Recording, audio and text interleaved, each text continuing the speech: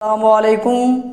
New commerce কোচিংয়ের পক্ষ থেকে আমি নাজমুল হাসান শরীফ সবাইকে জানাই আন্তরিক শুভেচ্ছা এবং অভিনন্দন। নিউ কমার্স কোচিংয়ের ধারাবাহিক প্রক্রিয়ার আজকের আলোচনার বিষয় হচ্ছে একাদশ এবং দ্বাদশ শ্রেণীর হিসাব বিজ্ঞান প্রথম পত্রের নবম অধ্যায়। অধ্যায়টির নাম হচ্ছে আর্থিক বিবরণী। আজকে তার ৮ নাম্বার পর্ব। তো আজকের পর্বে আমি আলোচনা করব এই আর্থিক বিবরণীর অধ্যায়ের একটি গুরুত্বপূর্ণ সৃজনশীল নিয়ে। প্রিয় শিক্ষার্থীরা, তোমরা সবাই জানো যে আর্থিক বিবরণীর অধ্যায়টি খুবই গুরুত্বপূর্ণ একটি অধ্যায়। এই ধারাবাহিকতার লক্ষ্যে এই গুরুত্বপূর্ণ অধ্যায়ের একটি সৃজনশীল প্রশ্ন সমাধান করে দিব। যেই সৃজনশীল প্রশ্নটি আজকে সমাধান করব, ঢাকা বোর্ড 2019 সালের 1 নাম্বার প্রশ্নটি সমাধান করে দিব। তো প্রিয় শিক্ষার্থীরা, আমি ধারাবাহিকভাবে এই আর্থিক বিবরণীর অধ্যায়ের অনেকগুলো পর্ব আপলোড দিয়েছি। যদি কোনো শিক্ষার্থীরা ওই পর্বগুলো না দেখে থাকো, আমি বিশেষ করে অনুরোধ করব ওই পর্বগুলো দেখে নিও। তাহলে আজকের এই সৃজনশীল প্রশ্নটা সমাধান করতে তোমার খুবই সহজ হবে এবং তুমি খুব সহজে বুঝতেও পারবে। তাহলে চলো শুরু করা যাক। এখন আমি উদ্দীপকটা পড়ব, তোমরা চাইলে আমার সাথে উদ্দীপকটা মিলিয়ে নিতে পারো। দেখো প্রিয় শিক্ষার্থীরা, এই জায়গায় বলছে 2018 সালের 31শে ডিসেম্বর সুবাত ট্রেডিংস এর রেওয়া মিলের উদ্বৃত্তগুলো নিম্নরূপ। আমরা সবাই জানি যে আর্থিক বিবরণী করার সময় একটা প্রশ্ন দেওয়া থাকে, আর ওই প্রশ্নটা হচ্ছে একটা রেওয়া মিল। দেখো এই জায়গায় একটা রেওয়া মিল দেওয়া আছে। নগদ তহবিল 30,000 টাকা, বেতন 12,000 টাকা, আসবাবপত্র 80,000 টাকা। এইভাবে অনেকগুলো এন্ট্রি দেওয়া আছে। সবগুলো এন্ট্রি আমি পড়ব না। যেই এন্ট্রিগুলো গুরুত্বপূর্ণ সমন্বয়ের এন্ট্রি, ওইগুলো আমি এখন পড়ব। দেখো সমন্বয়ের এন্ট্রিগুলো বলছে, সেবা প্রদান করা হয়েছে কিন্তু পাওয়া যায়নি 20,000 টাকা। প্রতি মাসে বিমা খরচ অতিক্রান্ত হয়েছে 1,000 টাকা। সাপ্লাইস মজুদ রয়েছে 2,000 টাকা। অনুপার্জিত সেবা আয়ের 5,000 টাকা উপার্জিত হয়েছে। তারপরে দেখো, আসবাবপত্রের উপর অবশ্যই ধার্য করতে হবে 5%। ক নম্বর প্রশ্নটাই বলছে ব্যবহৃত সাপ্লাইসের পরিমাণ নির্ণয় করো। খ নম্বর প্রশ্নটা বলছে 2018 সালের 31শে ডিসেম্বর তারিখে সমাপ্ত বছরের প্রতিষ্ঠানের নিট ক্ষতি বা লাভ বাহির করো। গ নম্বর প্রশ্নটা বলছে, দেখো প্রতিষ্ঠানের 31শে ডিসেম্বর 2018 তারিখের কার্যকরী মূলধনের পরিমাণ। এখন আমি ধাপে ধাপে ক, খ, গ 3টা প্রশ্নে তোমাদেরকে সমাধান করে দিব। প্রথমে ক নাম্বার প্রশ্নটা আমি সমাধান করে দিব। দেখো প্রিয় শিক্ষার্থীরা, ক নাম্বার প্রশ্নটা বলছে ব্যবহৃত সাপ্লাইসের পরিমাণ। এটার মানে হচ্ছে আমি কত টাকার সাপ্লাইস ব্যবহার করছি ওইটা বাহির করতে হবে। তো দেখো এর জন্য তোমরা কিভাবে গড় করবা হচ্ছে বিবরণ টাকা টাকা। এই জায়গায় প্রশ্নের নামটা লিখে নিবা, ব্যবহৃত সাপ্লাইসের পরিমাণ নির্ণয়। প্রথমে তোমরা প্রতিষ্ঠানের নাম লিখবা, তারপরে সালটা লিখবা, তারপরে তুমি এই লাইনটা লিখবা। এবার আসো প্রিয় শিক্ষার্থীরা, এই জায়গায় যে রেওয়া মিলটা দেওয়া আছে, এই রেওয়া মিলের ভিতরে দেখো সাপ্লাইস নামক একটা এন্ট্রি আছে। এই জায়গায় সাপ্লাইস দিয়ে দেখো টাকা দেওয়া আছে 7,000 টাকা। তো এইটা তুমি আগে এই জায়গায় লিখে নিবা। তো দেখো আমি এই জায়গায় লিখে নেই সাপ্লাইস।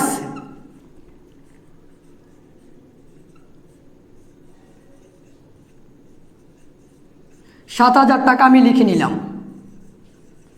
এবার দেখো প্রিয় শিক্ষার্থীরা, রেওয়া মিলের নিচে যে সমন্বয়ের এন্ট্রিগুলো দেওয়া আছে, এই এন্ট্রিগুলো মনোযোগ দিয়ে আগে পড়তে হবে। তারপর দেখতে হবে যে এই এন্ট্রিগুলোর মধ্যে সাপ্লাইস সম্পর্কে কোনো কথা আছে কিনা। দেখো এই এন্ট্রিগুলোর মধ্যে একটা কথা আছে যে 2,000 টাকার সাপ্লাইস মজুদ রয়েছে। এটার মানে হচ্ছে 2,000 টাকার সাপ্লাইস আমি এখনও ব্যবহার করি নেই। তো প্রিয় শিক্ষার্থীরা, সাপ্লাইস আমি ক্রয় করছিলাম 7,000 টাকার, এর মধ্যে 2,000 টাকার সাপ্লাইস আমি এখনও ব্যবহার করি নেই, আমার কাছে সেটা অব্যবহৃত রয়ে গেছে। তাহলে ব্যবহার করছি কয় টাকা, এটা বাহির করতে হলে যত টাকার সাপ্লাইস আমি ক্রয় করছি এই টাকা থেকে যেটা আমি ব্যবহার করি নাই এটা যদি আমি বিয়োগ করে দেই, তাহলে আমি ব্যবহৃত সাপ্লাইসের পরিমাণটা বাহির করতে পারবো। তো দেখো আমি এই জায়গায় লিখব মাইনাস অব্যবহৃত সাপ্লাইস।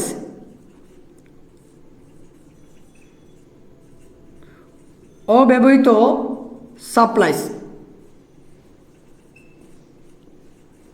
তো অব্যবহৃত সাপ্লাইস হচ্ছে 2000 টাকা। তো আমি কি করব, 7000 থেকে 2000 বিয়োগ করে দিব। বিয়োগ করার পর যেই টাকাটা আসবে এটাই হচ্ছে আমার ব্যবহৃত সাপ্লাইসের পরিমাণ।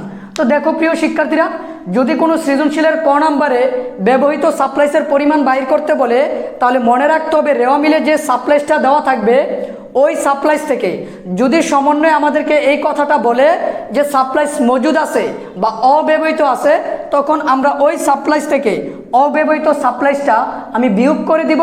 তাহলে যেটা আসবে ওইটাই হচ্ছে ব্যবহৃত সাপ্লাইস, মানে এই টাকাটা মানে 5000 টাকার সাপ্লাইস আমরা ব্যবহার করছি। তো প্রিয় শিক্ষার্থীরা, আমি আশা করতে পারি তোমরা ক নাম্বার প্রশ্নটা বুঝতে পারছো। এখন আমি তোমাদেরকে খ নাম্বার প্রশ্নটা কি করে দিব, সমাধান করে দিব। এখন আমি তোমাদেরকে খ নাম্বার প্রশ্নটা সমাধান করে দিব। প্রিয় শিক্ষার্থীরা, এই জায়গায় খ নাম্বার প্রশ্নটা বলছে 2018 সালের 31শে ডিসেম্বর তারিখে সমাপ্ত বছরের জন্য নিট আয় বা ক্ষতি নির্ণয় করতে হবে। এটার মানে হচ্ছে বিশদ আয় বিবরণী প্রস্তুত করতে হচ্ছে। একটা কথা তোমাদেরকে মাথায় রাখতে হবে যে আর্থিক বিবরণীর অঙ্কগুলোর মধ্যে দুই ধরনের প্রশ্ন আছে। একটা হচ্ছে সেবামূলক প্রতিষ্ঠানের অঙ্ক, আরেকটা হচ্ছে উৎপাদনকারী প্রতিষ্ঠানের অঙ্ক। এখন তোমরা আমাকে প্রশ্ন করতে পারো যে তোমরা বুঝবা কিভাবে যে কোনটা সেবামূলক প্রতিষ্ঠান আর কোনটা উৎপাদনকারী প্রতিষ্ঠান। মনে রাখতে হবে যেই প্রশ্নটা দেওয়া থাকবে ওই প্রশ্নের ভিতরে যদি সেবা আয় নামক কোনো এন্ট্রি থাকে তাহলে আমরা ধরে নিব এটা সেবামূলক প্রতিষ্ঠানের অঙ্ক। আর যদি ক্রয় বিক্রয় দেওয়া থাকে তাহলে আমরা ধরে নিব এটা উৎপাদনকারী প্রতিষ্ঠানের অঙ্ক। তো এখন আমরা যেই প্রশ্নটা সমাধান করতেছি, দেখো প্রিয় শিক্ষার্থীরা, এই প্রশ্নের রেওয়া মিলের ভিতরে একটা সেবা আয় দেওয়া আছে। যেহেতু সেবা আয় দেওয়া আছে তার মানে হচ্ছে এটা সেবামূলক প্রতিষ্ঠানের অঙ্ক। আর সেবামূলক প্রতিষ্ঠানের অঙ্কের ক্ষেত্রে বিশদ আয় বিবরণী প্রস্তুত করা খুবই সহজ। কিভাবে প্রস্তুত করব, মোট আয় থেকে মোট ব্যয়গুলো বাদ দেওয়ার পরে আমরা নিট লাভ বা ক্ষতি নির্ণয় করতে পারবো। তাহলে চলো শুরু করা যাক। দেখো আমি অলরেডি একটা ঘর তৈরি করে রাখছি। বিশদ আয় বিবরণী, বিবরণ, টাকা টাকা টাকা। এটার ক্ষেত্রে তোমাদেরকে যা করতে হবে, প্রতিষ্ঠানের নাম, তারপরে সাল, তারপরে লিখবা বিশদ আয় বিবরণী। এবার আসো প্রিয় শিক্ষার্থীরা, আয় বিবরণী বাহির করার সময় মোট আয় থেকে মোট ব্যয়গুলো আমরা বাদ দিব। এখন যেটা করতে হবে যে রেওয়া মিলের নিচে যে সমন্বয়ের এন্ট্রিগুলো আছে এই সমন্বয়ের এন্ট্রিগুলো মনোযোগ সহকারে বুঝতে হবে, কারণ এই সমন্বয়ের এন্ট্রিগুলো দুই জায়গায় প্রভাব বিস্তার করতে হবে। মানে কিভাবে করবে, দেখো আমি প্রথমে একটা হেডলাইন করে নিচ্ছি। আমি প্রথমে মোট আয়গুলো বাইর করব। তো আমি এই জায়গায় লিখে নিলাম মোট আয়সমূহ। দেখো আমি এই জায়গায় লিখে নিলাম মোট আয়সমূহ। তো প্রিয় শিক্ষার্থীরা, এই মোট আয়সমূহের ভিতরে যত প্রকার আয় আছে সবগুলো আয় এই জায়গায় চলে আসবে। তো দেখো রেওয়া মিলের ভিতরে প্রথমে দেওয়া আছে সেবা আয়। এটা যেহেতু সরাসরি দেওয়া আছে আমরা এটা এই জায়গায় লিখে নিব। আমরা লিখব সেবা আয়। তো সেবা আয় 80,000 টাকা, আমি এই জায়গায় লিখে নিলাম 80,000 টাকা। এবার এই সেবা আয়ের সাথে দেখো আর কি কি আসতে পারে। দেখো এই অঙ্কে প্রিয় শিক্ষার্থীরা সমন্বয়ে দেওয়া আছে, দেখো যে সেবা প্রদান করা হয়েছে কিন্তু পাওয়া যায়নি। মানে আমরা সেবা প্রদান করছি 20,000 টাকা, এখনও ওই টাকাটা আমি পাই নাই। তার মানে এটা কি পাবো না? জি অবশ্যই পাবো। তাহলে আমরা এটা কি করব, এই সেবা আয়ের সাথে যোগ করব। তার নাম দিব অনাদায়ী। অনাদায়ী সেবা আয়। এটার মানে হচ্ছে যে আমরা সেবা দিছিলাম কিন্তু ওই সেবা দেওয়ার পর টাকাটা এখনও আমরা পাই নাই, কিন্তু আমি যে সেবা দিছি সেবা দেওয়ার ফলে আমার কি হয়েছে, আয় হয়েছে। মনে রাখতে হবে নগদে সেবা দিলেও আয় হয়, বাকিতে সেবা দিলেও আয় হয়। আর এটা হচ্ছে আমরা বাকিতে মানে ধারে সেবা দিছি, যেহেতু এখনও টাকা পাই নাই পাবো, এই জন্য লিখছি অনাদায়ী সেবা আয় 20,000 টাকা। তো আমি এই জায়গায় লিখে দিব 20,000 টাকা। লিখার পর এই দুইটা টাকা যোগ করে আমি নিচে লিখব কত, 1,00,000 টাকা। এবার আসো প্রিয় শিক্ষার্থীরা, আরও একটা কথা সমন্বয়ের এন্ট্রিতে বলা আছে, সেটা হচ্ছে দেখো অনুপার্জিত সেবা আয়ের 5,000 টাকা উপার্জিত হয়েছে। এটার মানে তোমরা আগে বুঝতে হবে। অনুপার্জিত সেবা আয় এটার মানে হচ্ছে যেই সেবা আয়টা এখনও আমি উপার্জন করি নাই, এটা কিন্তু আমার জন্য দায়। অনুপার্জিত সেবা আয় এটার মানে হচ্ছে যেই সেবা আয়টা এখনও আমি উপার্জন করি নাই, এটা রেও মিলে দেওয়া আছে অনুপার্জিত সেবা আয়, কিন্তু সমন্বয়ে বলছে অনুপার্জিত সেবা আয়ের 5,000 টাকা আমি উপার্জন করছি। তাহলে প্রিয় শিক্ষার্থীরা, অনুপার্জিত সেবা আয়ের যদি কোনো অংশ আমরা উপার্জন করি তখন সেটা আমার জন্য আয় হয়ে যায়। এই জন্য এই 5,000 টাকা আমি যোগ করে নিব। এই জায়গায় আমি লিখব অনুপার্জিত সেবা আয় উপার্জন হয়েছে। সেবা আয় উপার্জন হয়েছে। দেখো এটা আমরা লিখে দিব অনুপার্জিত সেবা আয় উপার্জন হয়েছে কয় হাজার? 5,000 টাকা। তাহলে আমি এই জায়গায় 5,000 টাকা লিখে দিব। লিখার পর আমি এটার যে যোগফল এটা আমি আউট কলামে লিখে দিব। এবার আসো প্রিয় শিক্ষার্থীরা, এই যে লিখে দিলাম এটা হচ্ছে আমার মোট আয়। আমি মোট আয়টা এখন বাইর করে ফেললাম। এখন এই মোট আয় থেকে আমি প্রতিষ্ঠানের মোট ব্যয়গুলো একটা একটা করে বাহির করব এবং টোটাল টাকাটা আমি বাহির করার পর এই আয় থেকে ওই মোট টাকাটা আমি বিয়োগ করে দিব। তো আমি এই জায়গায় লিখব মোট ব্যয়সমূহ। আরেকটা হেডলাইন করব আমি,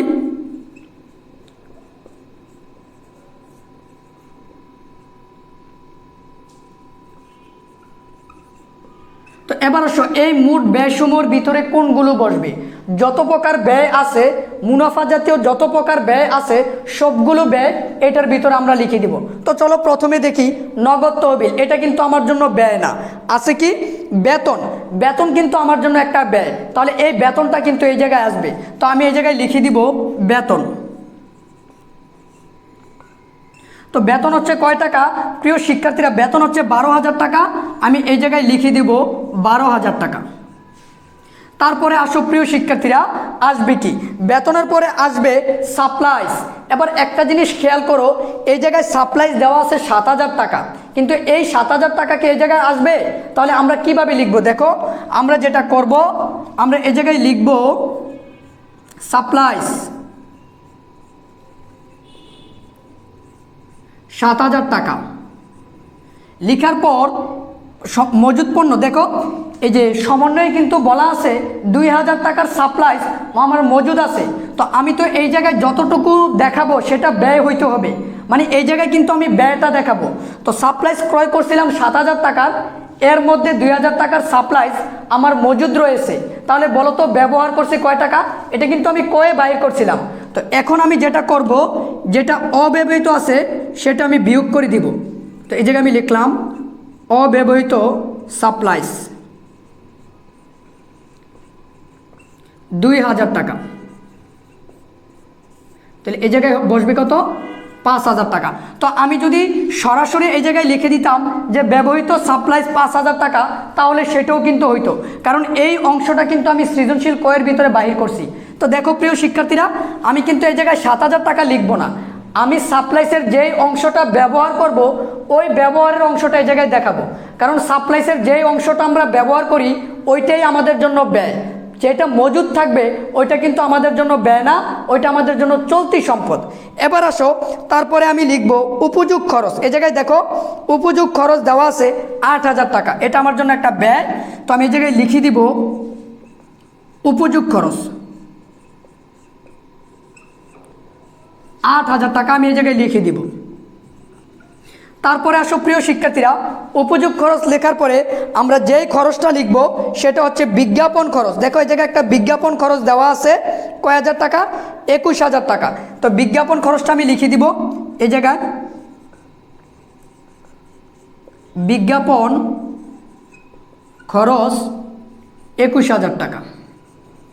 তারপরে আসো প্রিয় শিক্ষার্থীরা, আসবে কি? বিজ্ঞাপন খরচের পরে আমরা যেই খরচটা লিখব সেটা হচ্ছে বিমা খরচ। দেখো এই জায়গায় বলছে যেটা রেও মিলে দেওয়া আছে অগ্রিম বিমা। রেও মিলে কি দেওয়া আছে? অগ্রিম বীমা। তো অগ্রিম বীমা কিন্তু আমার জন্য এক প্রকার সম্পদ। আর সমন্বয়ে কি বলা আছে দেখো, সমন্বয়ে বলা আছে প্রতি মাসে বীমা খরচ অতিক্রান্ত হয়েছে 1000 টাকা। তো দেখো প্রিয় শিক্ষার্থীরা, অগ্রিম বীমা রেও মিলে কয় টাকা দেওয়া আছে? অগ্রিম বীমা রেও মিলে 20,000 টাকা দেওয়া আছে। এই যে দেখো, অগ্রিম বীমা রেও মিলে 20,000 টাকা দেওয়া আছে। এটা হচ্ছে অগ্রিম বীমা। এই অগ্রিম বীমা এটা কিন্তু আমার জন্য সম্পদ। কিন্তু এই অগ্রিম বীমা প্রত্যেক মাসে 1000 টাকা করে তার মেয়াদ শেষ হয়ে গেছে। তো আমরা অঙ্ক করি কয় মাসের? 12 মাসের, 1 বছর। তাহলে প্রত্যেক মাসে যদি 1000 টাকা করে মেয়াদ শেষ হয়, তাহলে 12 মাসে আমার কয় হাজার টাকা মেয়াদ শেষ হয়েছে? 12,000 টাকা। আর এই 12,000 টাকা আমার জন্য খরচ হয়ে যাবে, তার মানে এটা হবে বীমা খরচ। তো এই জন্য আমি এই জায়গায় লিখব বীমা খরচ 12,000 টাকা। দেখো প্রিয় শিক্ষার্থীরা, কিভাবে আমি বীমা খরচটা বাইর করলাম। অগ্রিম বীমা 20,000 টাকা, এটা আমার জন্য সম্পদ ছিল যখন আমি দিছি। এই 20,000 টাকার মধ্যে প্রত্যেক মাসে আমার 1000 টাকার বীমা খরচ তার মেয়াদ শেষ হয়ে যাচ্ছে। তো দেখো প্রিয় শিক্ষার্থীরা, এই 1000-এর সাথে আমি 12 গুণ দিছি। কেন গুণ দিছি? কারণ আমরা অঙ্ক করি 1 বছরের, 1 বছর সমান 12 মাস। এর জন্য 1000 টাকা করে যদি প্রতি মাসে অতিক্রান্ত হয়, তাহলে 12 মাসে অতিক্রান্ত হবে 12,000 টাকা। আর এটা হবে আমার জন্য বীমা খরচ। আশা করি বিষয়টা তোমরা বুঝতে পারছো। তারপরে আসো প্রিয় শিক্ষার্থীরা, একটা জিনিস লক্ষ্য করবা। দেখো এই জায়গায় প্রদেয় নোট লেখা আছে 10%। এটার মানে কি? প্রদেয় নোট এটা আমার জন্য দায়। আর যেহেতু প্রদেয় নোটের সাথে 10% দেওয়া আছে, তার মানে এই প্রদেয় নোটের উপরে তোমাকে সুদ ধরতে হবে। আর প্রদেয় নোটের সুদ এটা আমাদের জন্য এক প্রকার ব্যয়। তো দেখো প্রিয় শিক্ষার্থীরা, প্রদেয় নোট দেওয়া আছে 15,000 টাকা। আর এই 15,000 টাকার উপরে যদি আমি 10% ক্যালকুলেশন করি, তাহলে কয় টাকা আসবে? দেখো আমি এই জায়গায় লিখব 15,000 10%, এটা প্রশ্নে দেওয়া আছে। তারপরে আসো আমরা ক্যালকুলেশন করি। 15,000 টাকার উপরে 10% ধরলে আমাদের আসবে 1500 টাকা। তো এই 1500 টাকা হচ্ছে প্রদেয় নোটের সুদ, আর এটা আমার জন্য ব্যয়। তো দেখো আমি এই জায়গায় লিখব প্রদেয় নোটের সুদ 1500 টাকা লিখে দিলাম আমরা। অবশ্যই আমাদেরকে যদি প্রদেয় নোট বা প্রদেয় বিল, এরপরে বিনিয়োগ, ঋণ, এগুলোর সাথে যদি পার্সেন্ট থাকে, তাহলে অবশ্যই এগুলোর উপরে সুদ ধার্য করতে হবে। আর এগুলোর সুদ যদি আয় হয়, তাহলে আয়ের ঘরে বসাইতে হবে। আর যদি ব্যয় হয়, তাহলে ব্যয়ের ঘরে বসাইতে হবে। তো প্রদেয় নোট এটা আমাদের জন্য দায়, আর দায়ের উপরে যে সুদ হয় এটা কিন্তু আমাদের জন্য ব্যয়। তো দেখো প্রদেয় নোটের সুদ আমাদের জন্য ব্যয়, এই জন্য আমি লিখে দিলাম। এবার আসো প্রিয় শিক্ষার্থীরা, সমন্বয়ে বলছে আসবাবপত্রের উপরে 5% অবশ্যই ধরতে হবে। তো দেখো আসবাবপত্র কত আছে? আসবাবপত্র দেওয়া আছে 80,000 টাকা। এই 80,000 টাকার উপরে আমাদেরকে 5% ক্যালকুলেশন করতে হবে। ক্যালকুলেশন করলে আসবাবপত্রের অবশ্যয়টা আসবে। আর আসবাবপত্রের অবশ্যয় এটা আমাদের জন্য এক প্রকার ব্যয়। তো আমি কি করব? এই জায়গায় আসবাবপত্রের অবশ্যয়টা লিখব। তো আমি লিখলাম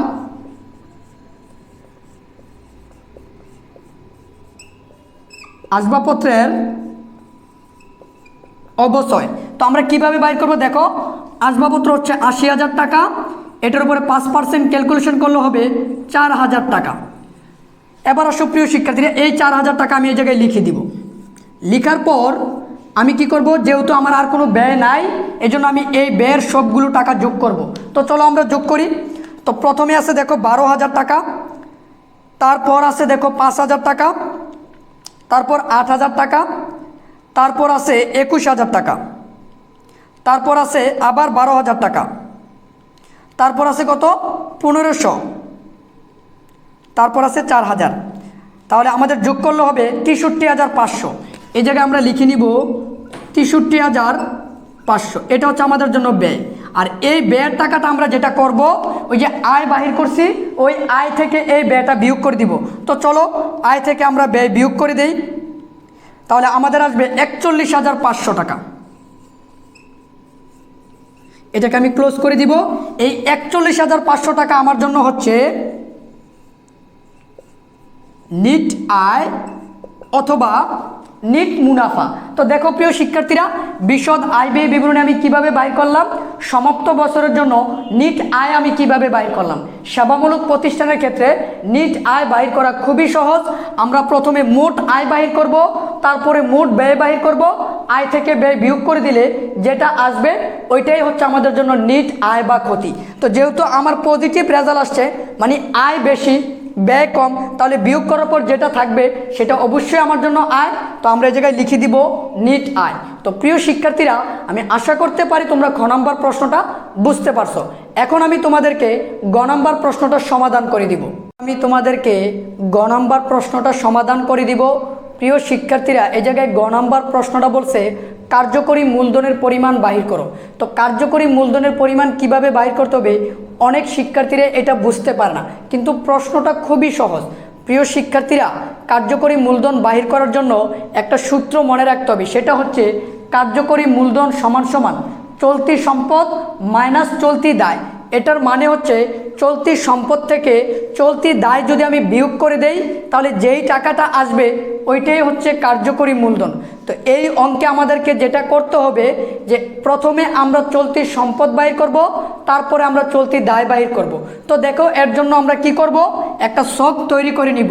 প্রথমে আমি লিখব প্রতিষ্ঠানের নাম, সাল, তারপরে লিখব কার্যকরী মূলধনের পরিমাণ, বিবরণ, টাকা টাকা টাকা। তো প্রিয় শিক্ষার্থীরা, প্রথমে আমরা কি বাহির করব, চলতি সম্পদ। চলতি সম্পদ কাকে বলে, যেই সম্পদকে সহজে নগদ টাকায় রূপান্তর করা যায়, অথবা যেই সম্পদ থেকে 1 বছরের বেশি সুবিধা পাওয়া যায় না, ওই সম্পদকে চলতি সম্পদ বলি। তো আমরা চলতি সম্পদগুলো বাহির করব। এখন এর জন্য আমি কি করব, একটা হেডলাইন করে নিব এই জায়গায় চলতি সম্পদ। তো আমি এই জায়গায় লিখে নিলাম চলতি সম্পদ। এবার প্রিয় শিক্ষার্থীরা, চলতি সম্পদ বলতে এই অঙ্কে কোন জিনিসগুলো আছে ওইটা আমাদেরকে খুঁজে বাইর করতে হবে। তো নগদ তহবিল বা ব্যাংক জমা, এটা আমাদের জন্য চলতি সম্পদ হয়। তো দেখো তো এই অঙ্কে নগদ তহবিল আছে কিনা, জি অবশ্যই আছে। নগদ তহবিল প্রথমে দেওয়া আছে 30,000 টাকা। তো আমি কি করব, এই জায়গায় লিখে নিব নগদ তহবিল। তো দেখো প্রিয় শিক্ষার্থীরা, আমি লিখলাম নগদ তহবিল 30,000 টাকা, আমি এই জায়গায় লিখে নিব। যেহেতু ব্যাংক জমা নাই, আর ব্যাংক জমা লিখতে পারবো না আমি। এবার দেখবো প্রিয় শিক্ষার্থীরা, প্রাপ্য হিসাব আছে কিনা, মানে দেনাদার। দেখো এই অঙ্কে একটা প্রাপ্য হিসাব দেওয়া আছে। তো ওই প্রাপ্য হিসাবটা হচ্ছে কয় হাজার টাকা, আমরা খুঁজে বাহির করব। তো দেখো প্রিয় শিক্ষার্থীরা, প্রাপ্য হিসাব হচ্ছে 32,000 টাকা। তো এই প্রাপ্য হিসাব, এটা আমাদের জন্য চলতি সম্পদ। তো এই জায়গায় আমি লিখে নিব প্রাপ্য হিসাব। প্রাপ্য হিসাব মানে হচ্ছে দেনাদার। প্রাপ্য হিসাব কয় হাজার টাকা, 32,000 টাকা। এটা প্রথম করে লেখার কারণ হচ্ছে সমন্বয়ে এই নিয়ে কিছু বলা আছে, এই জন্য আমি প্রথম কলামে লিখছি। সমন্বয়ে বলা আছে আমরা সেবা দিছিলাম। দেখো সমন্বয়ে বলা আছে সেবা প্রদান করা হয়েছে, কিন্তু টাকাটা এখনো পাওয়া যায়নি। মানে আমরা যে সেবা প্রদান করছি কয় হাজার টাকা, 20,000 টাকা, এখনো ওই টাকাটা পাই নাই। পাবো আমরা কার কাছে পাই, দেনাদারের কাছে পাই, মানে প্রাপ্য হিসাবের কাছে। একটু আগেই কিন্তু মানে খ নাম্বারে আমি বলছি যে প্রত্যেকটা সমন্বয়ের এন্ট্রি 2 জায়গায় ব্যবহার হবে। দেখো এই এন্ট্রিটা খ নাম্বারে কিন্তু সেবা আয়ের সাথে যোগ করছিলাম, কারণ এটা সেবা দিছি, সেবা দিলে আয় হয়। কিন্তু সেবা যে দিছি এটা কিন্তু আমরা ধারে দিছি, টাকা পাই নাই, পাবো কার কাছে, দেনাদারের কাছে। তার মানে দেনাদার মানেই হচ্ছে প্রাপ্য হিসাব, এই জন্য এটা এই জায়গায় যোগ করতে হবে। তো এই জায়গায় আমরা যোগ করব অনাদায়ী সেবা।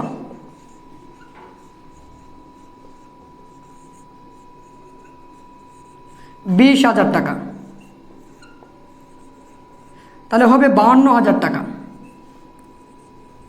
এবার আসো প্রিয় শিক্ষার্থীরা, চলতি সম্পদের ভিতরে আর কি আসবে। দেখো এই অঙ্কের ভিতরে একটা এন্ট্রি দেওয়া আছে, হ্যাঁ, অগ্রিম বীমা। দেখো এই যে অগ্রিম বীমা 20,000 টাকা, খরচ অগ্রিম আমাদের জন্য চলতি সম্পদ। তো আমি এই জায়গায় লিখব অগ্রিম বীমা।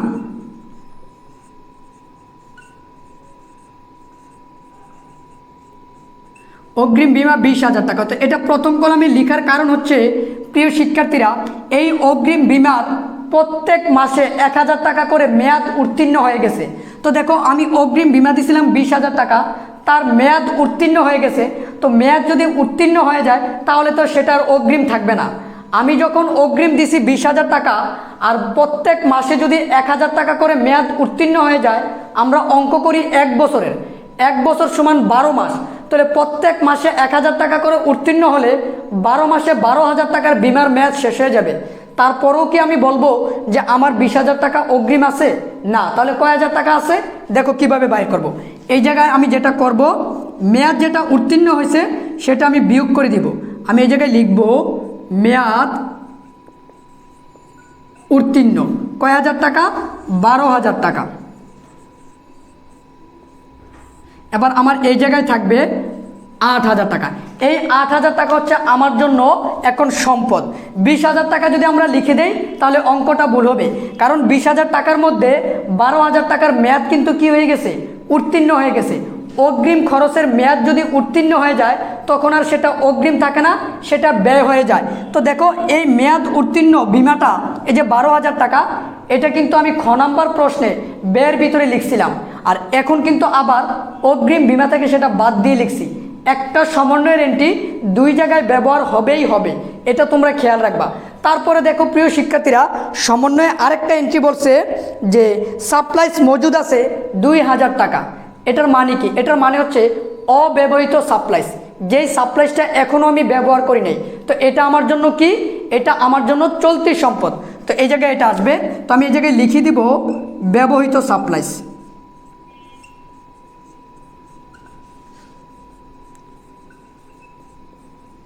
ব্যবহৃত সাপ্লাইস কয় হাজার টাকা? 2,000 টাকা। তো দেখো প্রিয় শিক্ষার্থীরা, যেহেতু আর কোনো চলতি সম্পদের আইটেম আমাদের নাই, এখন আমি কি করব, এই আইটেমগুলো যোগ করে আউট কলামে লিখে দিব। তো চলো আমরা আউট কলামে লিখে দিই। আমরা যদি এগুলো যোগ করি তাহলে আমাদের কত হয় দেখো। আমি প্রথমে যোগ করব 30,000, তার সাথে যোগ করব 52,000, তার সাথে যোগ করব 10,000, দুইটা মিলে 10,000, এটা যোগ করে দিলাম। তাহলে আমাদের হবে 92,000 টাকা। তার মানে আমি চলতি সম্পদ পেলাম কত? 92,000 টাকা। এখন আমি কি করব প্রিয় শিক্ষার্থীরা, আমি চলতি দায় বাহির করব। তো যেহেতু আমার জায়গা নাই, আমি এটা মুছার পরেই তোমাদেরকে কি করব, চলতি দায়টা দেখিয়ে দিব। আমি তোমাদেরকে চলতি দায়টা বাহির করে দেখাবো। প্রিয় শিক্ষার্থীরা, কার্যকরী মূলধন বাহির করার জন্য আমাদের দুইটা জিনিস লাগবে, চলতি সম্পদ, চলতি দায়। তো আমি চলতি সম্পদ তো বাহির করলাম 92,000 টাকা, এখন আমি বাহির করব চলতি দায়। তো আমি হেডলাইন করে নিই চলতি দায়, এই জায়গায় আমি লিখব চলতি দায়।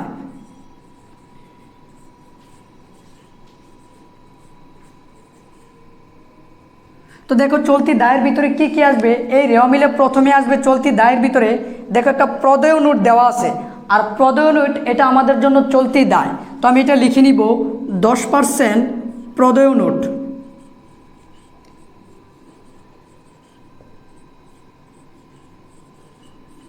এই যে 10% প্রদেয় নোট, এটা আমার জন্য চলতি দায়।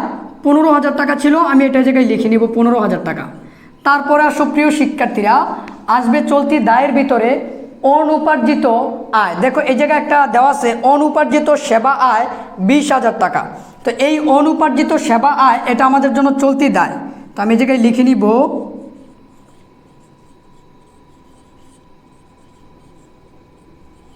অনুপার্জিত সেবা আয় 20,000 টাকা। তো এটা এই জায়গায় লিখলাম কেন, কারণ এই অনুপার্জিত সেবা আয় 20,000 টাকার মধ্যে আমার 5,000 টাকার সেবার আয় অর্জিত হয়েছে, এটা সমন্বয়ে বলা আছে।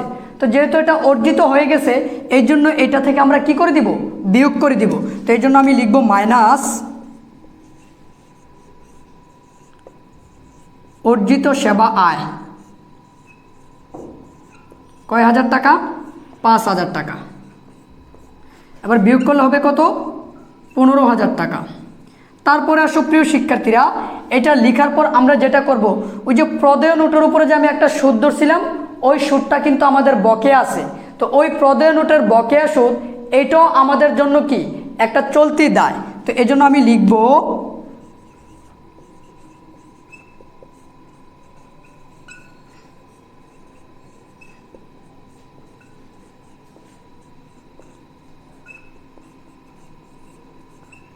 $1,500 টাকা।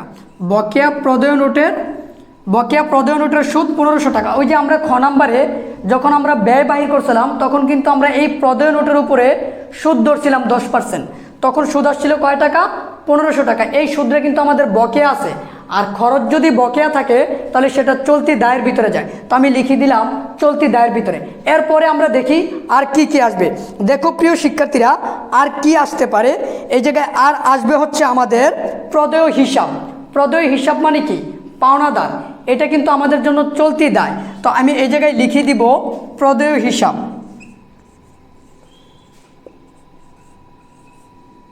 তো দেখো প্রদেয় হিসাব কয় টাকা আছে? এটা প্রশ্নে সরাসরি দেওয়া আছে 10,000 টাকা। তো আমরা এই জায়গায় 10,000 টাকা লিখে দিব। লিখার পরে আমরা যেটা করব, এই সবগুলো টাকা যোগ করে আমরা আউট কলামে লিখব। তো চলো আমরা যোগ করি।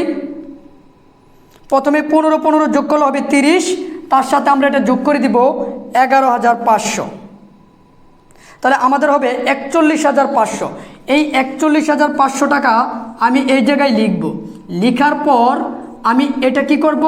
চলতি সম্পদ থেকে এই চলতি দায়ের টাকাটা কি করে দিব? বিয়োগ করে দিব। তো চলো আমরা বিয়োগ করি 92,000 থেকে, তাহলে আমাদের আসবে 50,500। 50,500। তাহলে এটাই হচ্ছে প্রিয় শিক্ষার্থীরা আমাদের কার্যকরী মূলধন। তো দেখো আমরা কার্যকরী মূলধনটা কিভাবে বাইর করলাম।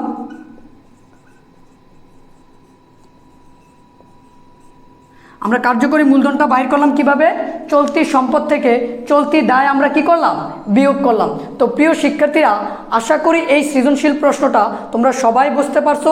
তারপরেও যদি কোনো শিক্ষার্থী না বুঝে থাকো তাহলে অবশ্যই তোমাদের সমস্যাগুলো এবং মন্তব্যগুলো কমেন্ট বক্সে জানাবে।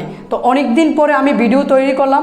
যদি ভিডিওটি তোমাদের ভালো লাগে তাহলে অবশ্যই ভিডিও শেষে একটি লাইক, কমেন্ট এবং শেয়ার করতে হবে বন্ধুদের মাঝে। আর এখন থেকে ধারাবাহিকভাবে নিয়মিতভাবে তোমাদের শর্ট সিলেবাসের উপরে যারা পরীক্ষার্থী আসো নিয়মিত ভিডিও আপলোড দেওয়া হবে।